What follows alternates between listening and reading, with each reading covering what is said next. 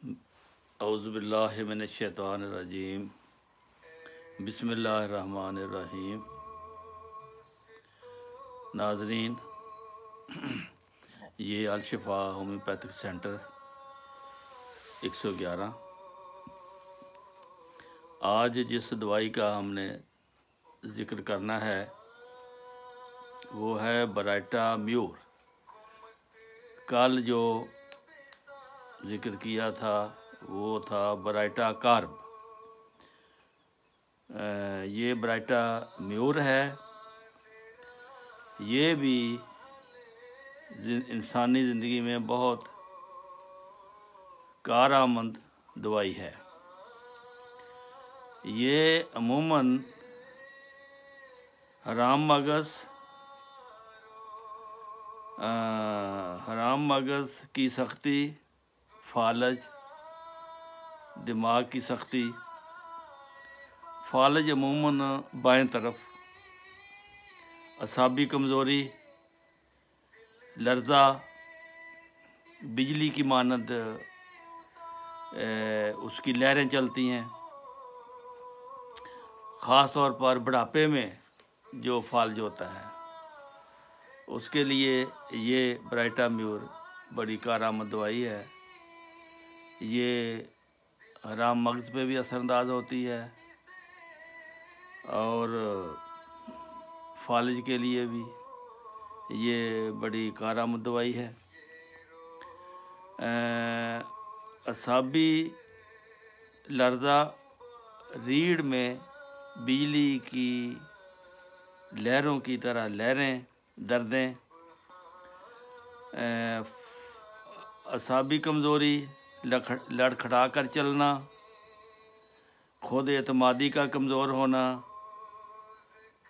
शदीद तशन्नुजी दौरे बाज़ दफ़ा होते हैं, तो मिर्गी, मफलूजाना हालत, दीवानगी, आम दिमागी कमज़ोरी, इन सब के लिए ये दवा बहुत कारआमद है।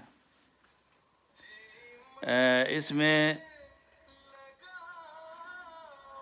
हरकत का उज़लात की हरकत का जाते रहना मगर हिस्स बाकी रहना,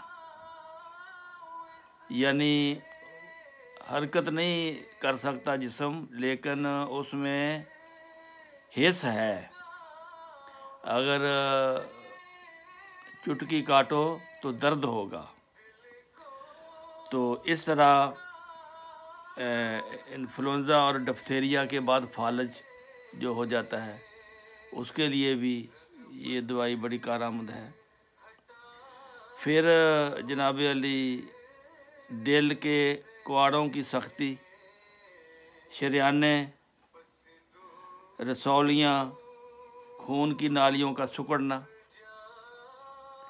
दिल की हरकत कमज़ोर हो जाना, बूढ़े अशखास में शरियानी खराबियाँ, ये दरअसल बूढ़ों के लिए दवाई है। छाती और पेट में रसौलियाँ और खून की नालियों का फूलना, बाज़ दफ़ा बूढ़े लोगों में सकता तारी हो जाता है। और इसके अलावा अंतड़ियों के गदूद का फूलना, गर्दन के गदूद का सूज जाना, ये दिमागी कमज़ोरी, दीवानगी, बड़े हुए गदूद और इसके बावजूद शहवत बड़ी तेज़ होती है। तो ये बराइटा म्यूर को तलब करती हैं अलामतें। हर किस्म की दीवानगी जिसके साथ शहवानी ख्वाहिश भी हो, गर्दन के गदूद का फूलना, कान से बदबूदार मवाद का अखराज होना, मुंह से राल बकसरत बहना, मुंह से बदबू आना, मौसम बहार और ख़ज़ां में ये अलामतें ज़्यादा होती हैं। फिर सल्फ़र की मानद नहाने से मरीज़ नफ़रत करता है। तो इसमें एक और है मैदा के सुराख का तंग होना, ये भी इसकी मेन सिफात में से है। मैदा के सुराख का तंग होना, ये कैफियत पुरानी तकालीम में मिलती है। ग़िज़ा के खाने के बाद फ़ौरन मैदा में दर्द होना एक इसकी नुमायाँ अलामत है। मरीज़ का खाना खाने के बाद वो कहता है मैदे के मुंह पर मुझे दर्द है। दूसरी बार दफ़ा नाली जो सिकुड़ जाती है, खाने की नाली, फिर सख्त ग़िज़ा नहीं इंसान खा सकता, लिक्विड देना पड़ता है, यखनी वगैरह। तो उस सूरत में ब्राइटा म्यूर जो है वो अच्छा काम करती है। तो इसकी मरकज़ी अलामात जो हैं,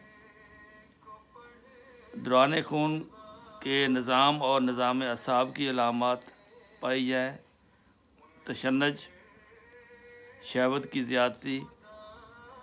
इस दवा को अमूमन खनाज़ीरी बच्चे और बूढ़े, ये बच्चों और बूढ़ों के लिए ये दवाई है।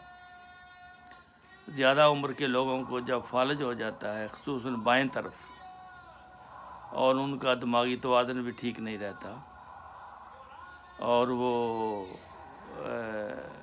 फालजी कैफियत में चले जाते हैं। बाज़ दफ़ा हिस्से ऐसे में फालज हो जाता है जिसमें हिस्स होती है लेकिन हरकत नहीं होती, तो उसके लिए फिर ये ब्राइटा म्यूर जो है वो बड़ी कारआमद दवाई है। ये बहुत कम इस्तेमाल होने वाली दवाई है क्योंकि इस किस्म के केस बहुत कम ही होते हैं। तो बहरहाल दवाई जब ऐसे मरीज़ मिलें जिनको कोई और दवाई ना हो, तो ये दवाई फिर बहुत उनके लिए एक अजीम दवाई बन जाती है, उनको शिफा मुकम्मल देती है। तो ये अल्लाह ताला आपको हर किस्म की बीमारी से महफूज रखे। इस चैनल को सब्सक्राइब भी करें और आगे भी भेजें ये चीज़ें, ताकि जहाँ तक ये पहुँच जाए। और अगर किसी को इस किस्म की अलामत हैं, अगर किसी के बुज़ुर्ग ऐसी बीमारी में मुब्तला हैं, तो उनके लिए ये एक रहमत का मौजू बनेगी। तो अब इजाज़त चाहता हूँ, इंशाअल्लाह फिर नई दवाई के साथ कल हाज़िर होऊंगा। अस्सलामु अलैकुम व रहमतुल्लाहि व बरकातुहू।